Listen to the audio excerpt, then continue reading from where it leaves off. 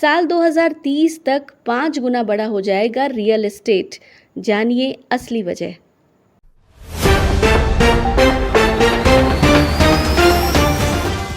इन दिनों real estate sector में जबरदस्त बूम देखने को मिल रहा है। उम्मीद जताई जा रही है कि रियल एस्टेट सेक्टर साल 2030 तक देश की डीजीपी में तकरीबन 30% का योगदान कर सकती है। कोविड-19 और नीतिगत रुकावटों के बावजूद रियल एस्टेट सेक्टर तेजी से उभरा है। किफायती घरों की बेहद डिमांड और अगले कुछ वर्षों में देश में करोड़ों किफायती घरों की आवश्यकता पड़ने ही वाली है। जाहिर है कि आने वाले सालों में रियल एस्टेट इंडस्ट्री का साइज कई गुना बढ़ने वाला है। जी हाँ साथियों, रियल एस्टेट सेक्टर में जबरदस्त बूम देखने को मिल रहा है। उम्मीद ऐसी जताई जा रही है कि रियल एस्टेट सेक्टर साल 2030 तक देश की जीडीपी में तकरीबन 30% का योगदान कर सकती है। वैसे कोविड-19 और नीतिगत रुकावटों के बावजूद रियल एस्टेट सेक्टर तेजी से उभरा है। किफायती घरों की जबरदस्त डिमांड और अगले कुछ वर्षों में देश में करोड़ों किफायती घरों की ज़रूरत पड़ने वाली है। जाहिर है कि आने वाले सालों में रियल एस्टेट इंडस्ट्री का साइज भी कई गुना बढ़ने वाला है।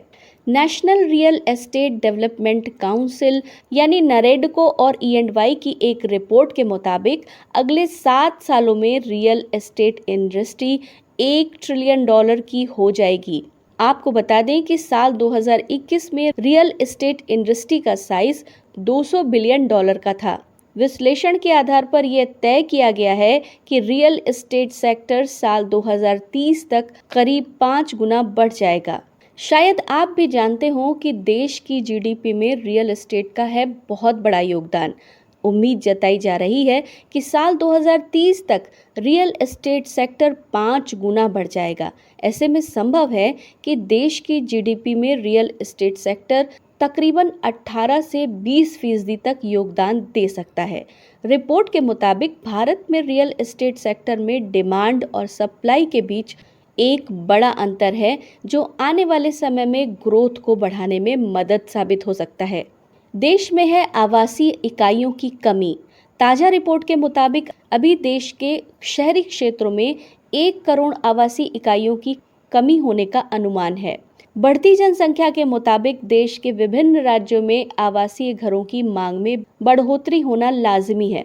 पूर्व में बताई रिपोर्ट इस बात की ओर इशारा करती है कि साल 2030 तक किफायती घरों के मामले में तकरीबन 2.5 करोड़ आवासीय घरों की जरूरत पड़ सकती है। अब आपको बताते हैं कि आखिर रियल एस्टेट प्रोजेक्ट में देरी की क्या है असली वजह। अगर हम रियल एस्टेट सेक्टर में आने वाली समस्याओं की बात करें तो सामान्यतः किसी प्रोजेक्ट की लागत का केवल 30 या 35% हिस्से के बराबर ही टर्म लोन मिल पाता है। यदि प्रोजेक्ट में किसी वजह से देरी हो जाती है तो बढ़ने वाली लागत के लिए फाइनेंस खोजना मुश्किल हो जाता है। वहीं दूसरी तरफ सरप्लस नकदी जाने से पहले ही कर्ज की किश्तें शुरू हो जाती हैं। एक अन्य रिपोर्ट के मुताबिक रियल एस्टेट प्रोजेक्ट में देरी की अन्य वजहों में जमीन की मंजूरी में डिले और सेल्स का कम होना भी शामिल है। तो क्या रियल एस्टेट इंडस्ट्री में तेजी की सबसे बड़ी वजह किफायती घरों की डिमांड है? आप हमें कमेंट बॉक्स में बता सकते हैं।